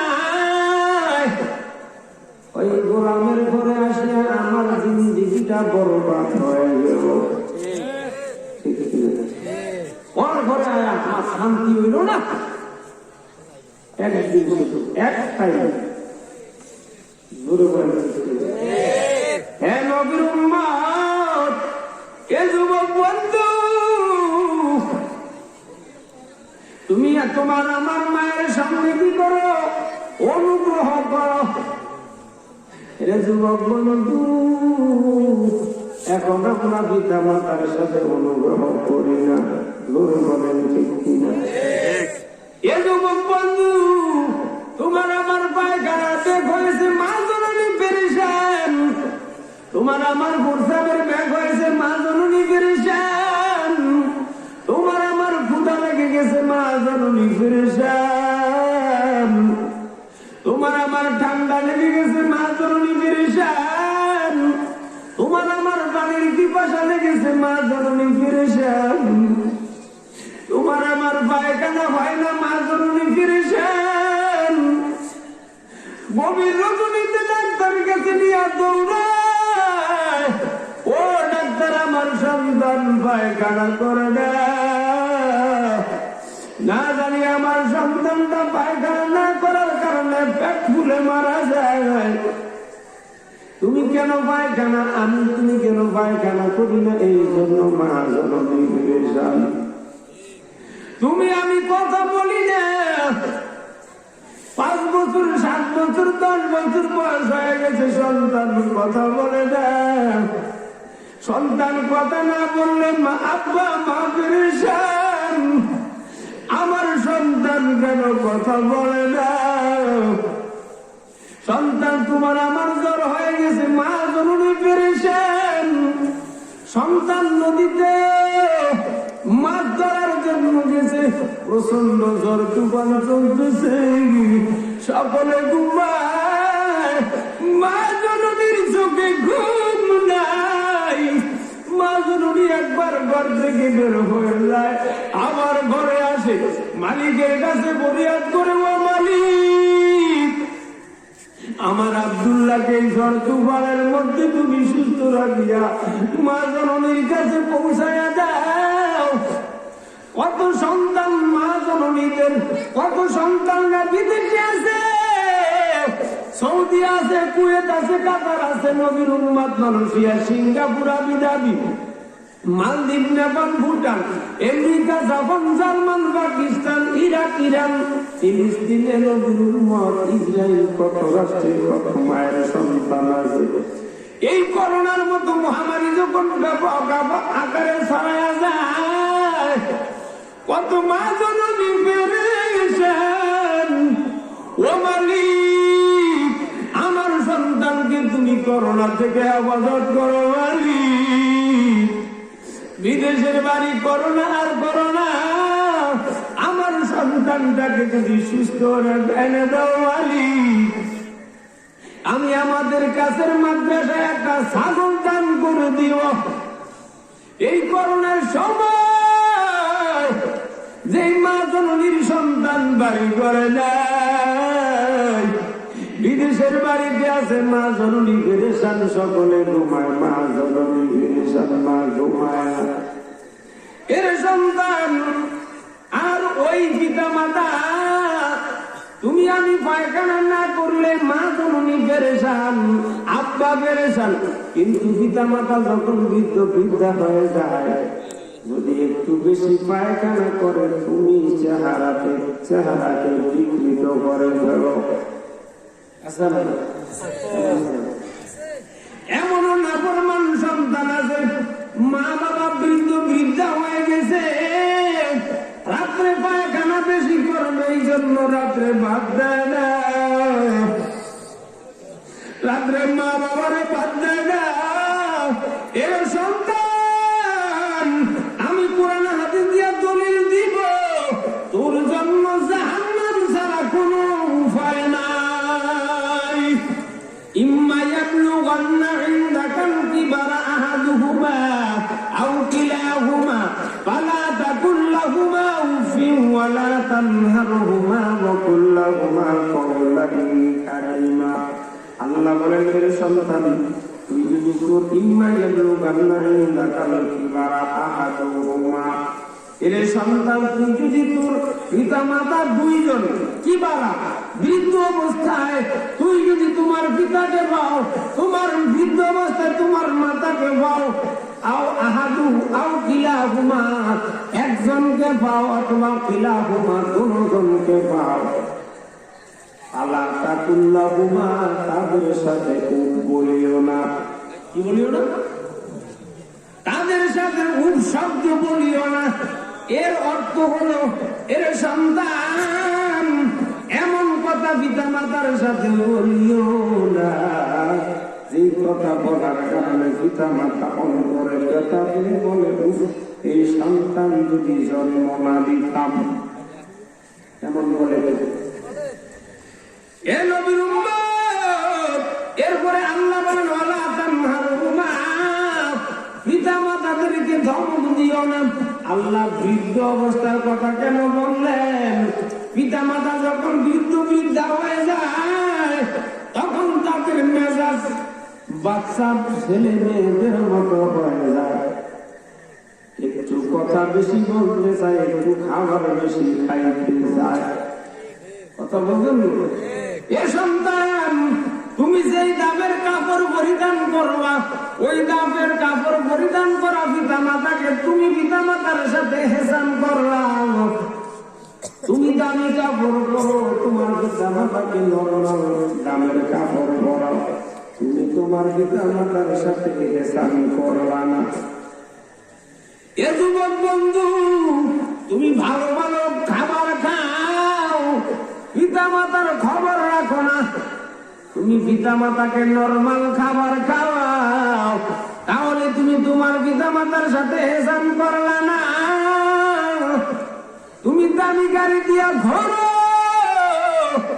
তুমি দামি গাড়ি দিয়া ঘোরো, আর পিতা মাতায় রিক্সা, পিতা মায়ের বাবায় রিক্সা চালায়, মা জননী বোনের বাসায় কাম করে, আর তুমি কি করো? দামি গাড়ি দিয়া ঘোরো। সন্তান, তুমি তোমার পিতা মাতার সাথে এহসান করবা না। আল্লাহ বলেন, ওয়ালা তানহারহুমা, তানহারহুমা অর্থাৎ পিতা মাতাকে তোমরা কি দিও না, ধমক দিও না। অনেক সন্তান ধমক দেয়, বাবা যদি বড় প্রায় দীর্ঘদিন অসুস্থ থাকে, বড় আইনি বাবা ছেলেদেরকে দেখে হাউ হাউ করে কান্দা যায়, কিছু কইতে চায়, বউ ঠিক মতো বাদ দেয় না, খোঁজ খবর নেয় না, খেদমত করে না, ধমক দেয়।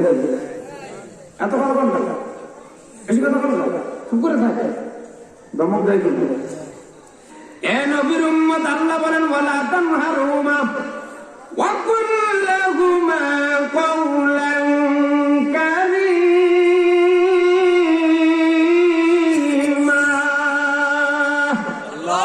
এর সন্তান, পিতা মাতার সাথে শালীন ভাষায় কথা বলো। পিতা মাতার সাথে শালীন ভাষায় কথা বলো, নরম ভাষায় পিতা মাতার সাথে কথা বলো। যেমনি ভাবে তোমাদের সাথে তোমার আমার পিতা মাতা শিশু অবস্থায় নরম ভাষায় কথা বলে, তুমি আবু আব্বু বয়া ডাক দিছি, জি আব্বু,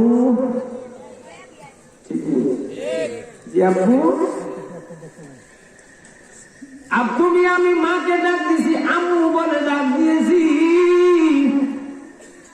তোমার আমার আম্মু জবাব দিয়েছে, জি আম্মু।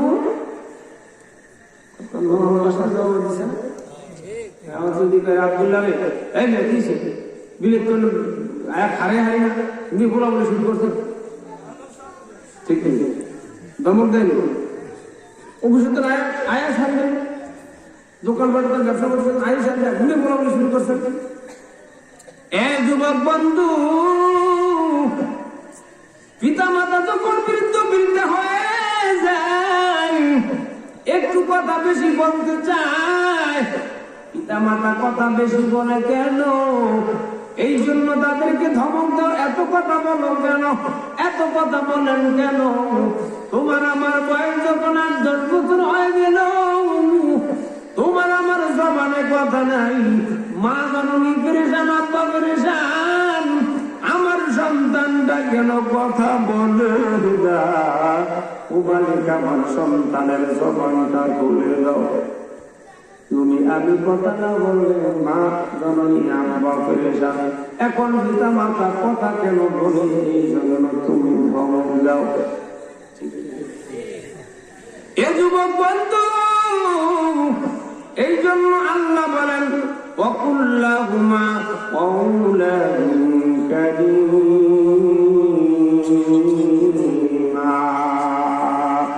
পিতা মাতার সাথে কি করো? নরম ভাষায় কথা বলো। এ নবীর উম্মত, আল্লাহর নবী বলেন কালান নবী সাল্লাল্লাহু আলাইহি ওয়াসাল্লাম রিদার রাব্বি ফি রিদাল ওয়ালিদাইন ওয়া সাকাতুর রাব্বি ফি সাকাতিল ওয়ালিদাইন। যেই সন্তানের উপর পিতা মাতা রাজি খুশি, ওই সন্তানের উপরে আমার আল্লাহ রাজি খুশি। ওয়া সাকাতুর রাব্বি ফি সাকাতিল ওয়ালিদাইন, যেই সন্তানের উপরে আল্লাহ নারাজ, যে সন্তানের পিতা মাতা নারাজ, ওই সন্তানের উপরে আমার আল্লাহ নারাজ। কথা বলছেন না? অন্য হাদিসের মধ্যে আল্লাহর নবী বলেন সালাসাতু দাওয়াতিন মুস্তাজাবাতুন লা শাক্কা ফীহিন্না দাওয়াতুল মাজলুমি ওয়া দাওয়াতুল মুসাফির ওয়া দাওয়াতুল ওয়ালিদি আলা ওয়ালাদিহি। তিন ব্যক্তির দোয়া করতে দেরি আল্লাহ কবুল করতে দেরি করে না। অন্যান্য সব দোয়ার মধ্যে আসমানের নিচে কি হয়ে যায়? আল্লাহর দরবারে পৌঁছতে পারে না, মাঝখানে পর্দা ভরে যায়। কিন্তু তিন ব্যক্তির দোয়া করতে দেরি আল্লাহর দরবারে পৌঁছতে দেরি হয় না, এই দোয়ার মাঝখানে কোনো পর্দা ভরে না। তার মধ্যে একটা দোয়া হলো দাওয়াতুল ওয়ালিদি আলা ওয়ালাদিহি। পিতা মাতার দোয়া সন্তানের জন্য নেক দোয়া হোক আর বদ দোয়া হোক, করতে দেরি আল্লাহ ওই দোয়া কবুল করতে দেরি করে না। এ নবীর উম্মত, বুখারী শরীফের হাদিসের মধ্যে হযরত আবু হুরায়রা রাদিয়াল্লাহু তাআলা থেকে রওয়ায়াত, আল্লাহর নবী বলেন, এ আবু হুরায়রা, পিতা মাতার মনে কষ্ট দিলে, পিতা মাতার ডাক দিলে সন্তান তোমার জন্য জবাব দেওয়া, এটা তোমার উপরে পিতা মাতার হক। কথা বলবেন না? পিতা মাতার ডাকে সাড়া না দিলে কি বলে কি হয়? বুখারী শরীফের লম্বা করে এই হাদিস, আপনারা হতে পারে এই ওয়াজটা, এই হাদিসটা হতে পারে কখনো আপনারা শোনেন নাই। আমি চেষ্টা করি যে এই বয়ান অন্যান্য বক্তারা করে সেই বয়ান না করার কারণটা তো একবার মানুষের শুনছি। কি কথা ঠিক কিনা? আল্লাহর নবী বলেন আবু হুরায়রা, দুইটা শিশু ছোট অবস্থায় কি করেছে? কথা বলেছে। আবু হুরায়রা জিজ্ঞাসা করেন, নবী গো, সেই দুইটা শিশু সন্তানকে যারা শিশু অবস্থায় কথা বলেছে, আল্লাহর নবী বলেন আবু হুরায়রা, একটা হলো ঈসা ইবনে মারইয়াম, মরিয়মের ছেলে ঈসা। নবী গো, দ্বিতীয়টাকে? আল্লাহর নবী বলেন দ্বিতীয়টা হলো জুরায়েজ। বেফেদার ফত জিন্দা ফায়দা উকুলাহ দিলে রাগাত মাহদে দুনিয়া উনাত। আল্লাহ নবী বলেন আবু হুরায়রা, দ্বিতীয়টা হলো জুরায়েজ। আবু হুরায়রা জিজ্ঞাসা করলো গো জোরায়েজকে জোরায়েজের পরিচয় কি? আল্লাহ নবী বলেন আবু হুরায়রা জোরায়েজ ছিল একজন আশ্রমে বসবাসকারী। সে ঘর বাড়ি ছাড়িয়া আশ্রমে বসবাস করতো আর কি করতো? তপস্যা করতো, আল্লাহর জেনে বলে রাখলো। ওই জোরায়েজ আশ্রমে তপস্যা করতো, ওই জোরায়েজ আশ্রমের কাছে একটা রাখাল বসবাস করতো। ওই রাখালের কাছে একজন মহিলা আসা যাওয়া করতো। জোরায়েজ আশ্রমে তপস্যা করতো, আল্লাহর জেনে মগ্ন থাকতো। ওই জোরায়েজের আশ্রমের কাছে একজন রাখাল বসবাস করত, ওই রাখালের কাছে একজন মহিলা আসা যাওয়া করত। একদিন জোরায়েজের মা আশ্রমের দরজায় আসিয়া জোরায়েজকে ডাকতেছে, জোরায়েজ, ও আমার বাবা জোরায়েজ। জোরায়েজের মা জোরায়েজকে একবার না দুইবার না তিনবার জোরায়েজ জোরায়েজ জোরায়েজ বলে ডাকতেছে। জোরায়েজ তপস্যারত, তপস্যা করতেছে। জোরায়েজ নিজের তপস্যাটাকে মায়ের ডাকে সারা দেওয়ার চাইতে বেশি প্রাধান্য দিয়েছে। মার ডাকে সারা দেওয়ার চাইতে তপস্যাটাকে কি করতে বেশি প্রাধান্য দিয়েছে। মার ডাকে জোরায়েজ জবাব। জোরায়েজের মা এবার আশ্রমের দরজা থেকে ফিরে যায়, আল্লাহর কাছে অভিশাপ করতে করতে যায়, ও মালিক আমার আল্লাহ, আমার জোরায়েজ তপস্যা করতেছে, আমি মা জননী ডাক দিলাম, আমার ডাকে সাড়া দিল না। আমার জোরায়েজ আমার ডাকে কেন সাড়া দিল না? আমার অন্তরের ব্যথা। আল্লাহ আমার জোরায়েজের তুমি ব্যবসায়ী প্রতিটা নারীর মুখ না দেখায়া তুমি মৌত করিও না। জোরে পান। জোরায়েজের মা অভিশাপ দিয়ে ঘরে যাইতে না না যাইতে বাদশার রাজার দরবার থেকে সংবাদ আসে। বাদশার কাছে রাজার কাছে একটা মহিলা বিচার নিয়ে আসে। ও বাদশা, ও রাজা সাহেব, আপনার কাছে একটা বিচার নিয়ে বিচারের দাবি নিয়ে এসেছি। আমার এই সন্তানের খবর সন্তানের বাবা ডাকে না, সন্তান হিসেবে পরিচয় দেয় না, সন্তানেরও খানা করার দেয় না, আমারও খানা করার দেয় না। আপনি এইটার সঠিক বিচার করেন। বাদশা জিজ্ঞাসা করলো, রাজা জিজ্ঞাসা করলো, মহিলা এই সন্তানের বাবা কে? মহিলা বলে এই সন্তানের বাবা হলো জোরায়েজ। কে? বাদশা জিজ্ঞাসা করলো, রাজা জিজ্ঞাসা করলো, মহিলা কোন জোরায়েজ?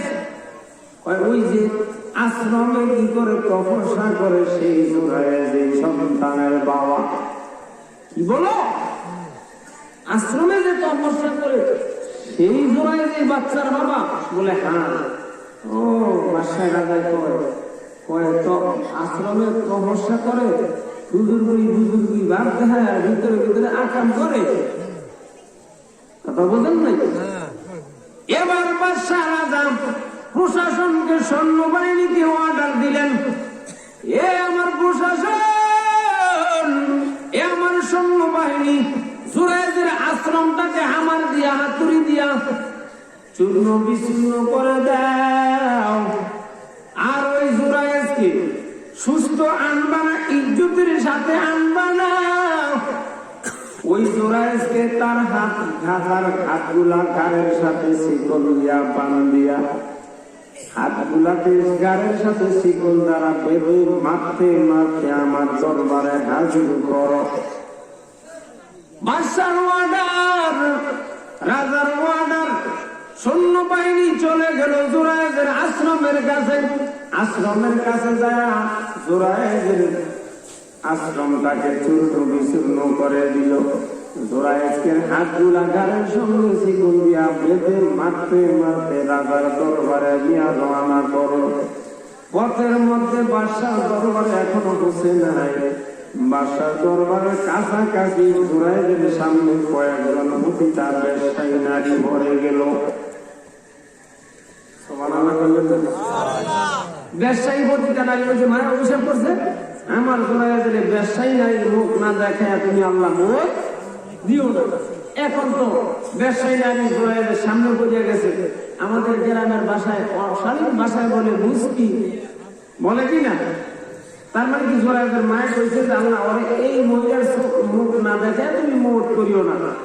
বাদশার দরবারে যাওয়ার আগেই ওই ব্যবসায়ী পতিতা নারীর মুখ জোরাই দেখে ফেলাইছে। দেখার সাথে সাথে জোরাই একটা মুস্কি হাসি দিছে। কি হাসি দিছে? জোরে বলেন, মুস্কি হাসি দিছে। জোরাইকে যখন বাদশার দরবারে নিয়ে যাওয়া হয়, বাদশা জিজ্ঞাসা করতেছে, জোরাই ওই মহিলা কি বলেছে তুমি কি শুনে শুনি? না বাদশা, কি বলেছে মহিলা আমি শুনি নাই। বাদশা বলতেছে, ওই বাচ্চার বাবা নাকি তুমি? বাচ্চার খবর নাও না, বাচ্চাকে বাবা হিসেবে পরিচয় দাও না। বাচ্চার মায়ের খানা খোরাক তুমি গ্রহণ করো না। জোরায় জিজ্ঞাসা করে বাদশা, রাজা সাহেব ওই বাচ্চাটা কোথায়? এই বাচ্চাটা হলো মহিলাদের কোলে। জোরায় জিজ্ঞাসা করছে, ঠিক আছে বাচ্চাটা কোথায়? বাচ্চাটা তো মহিলাদের কোলে। এবার জোরায় ওই বাচ্চার কাছে যায়। বাচ্চার কাছে যাইয়া জোরায় বলতেছে, জিজ্ঞাসা করতেছে, বাচ্চা সত্যি করে বলো, সঠিক ভাবে বলো, এ বাচ্চা তোমার বাবার নাম কি? তোমার বাবাকে তোমার বাবার পরিচয় দাও। বাচ্চার জবান খুলে গেল। বাচ্চা বলতেছে, আমার বাবা হলো ওই জোরাইদের আশ্রমের কাছে বসবাসকারী রাখাল। বাচ্চা কি কয়? আমার বাবা হলো জোরাইদের আশ্রমের কাছে যে বসবাসকারী রাখাল, ওই রাখাল হলো আমার বাবা। এখন বাদশা রাজা ধরা খাইল কিনা? এবার বাদশা রাজা সাহেব বলতেছে, জোরাইদ আমি সঠিক সাক্ষী না জানিয়া,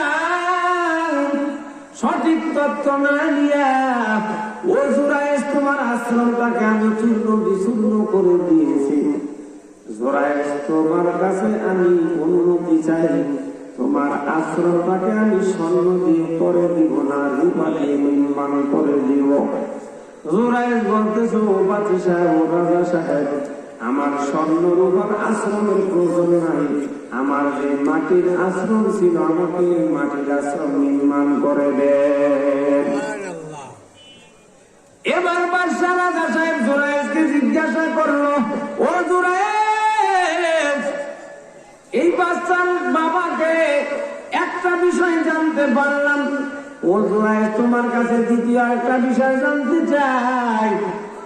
তুমি যখন আমার দরবারে আসতেছিলা, আমার দরবারে তুমি এখনো বসো নাই। পথের মধ্যে জোরাইদ তোমার মুস্কি হাসি দেওয়ার কারণটা কি? বাদশা জিজ্ঞাসা করতেছে, রাজা সাহেব তুমি যে আমার দরবারে আসতেছিলা, পথের মধ্যে তুমি যে একটা মুস্কি হাসি দিলা, তোমার মুস্কি হাসিটার কারণটা কি? এ নবীর উম্মত, এই মুস্কি হাসির কারণটা কি? জোরাইদ জবাব দিবে। তার আগে আমি আপনাদের থেকে একটা জবাব দিতে চাই। এই তাফসীর মাহফিল এখানে চলবে কি চলবে না? চলবে, চলবে। তাফসীর মাহফিল চলবে। এই এর উপরে যারা রাজি আছে তারা হাত দেখান। নারায়ে তাকবীর, নারায়ে তাকবীর। আল্লাহ কবুল করেন। হাত নামান। এ নবীর উম্মত, এই তাফসীর মাহফিল যদি চালাইতে হয়, তাহলে এই তাফসীর মাহফিলের পিছনে ব্যয় বহুল খরচ আছে কিনা? আছে, অনেক খরচ আছে কিনা? এ নবীর উম্মত, তাহলে এই তাফসীর মাহফিলের খরচের জন্য আমার কোন ভাই, আমার কোন বন্ধু জনম দুঃখী মায়ের নামে 500, জনম দুঃখী আব্বার নামে 500, জনম দুঃখী মায়ের নামে मेरा प्यारा नबी कितना प्यारा नबी।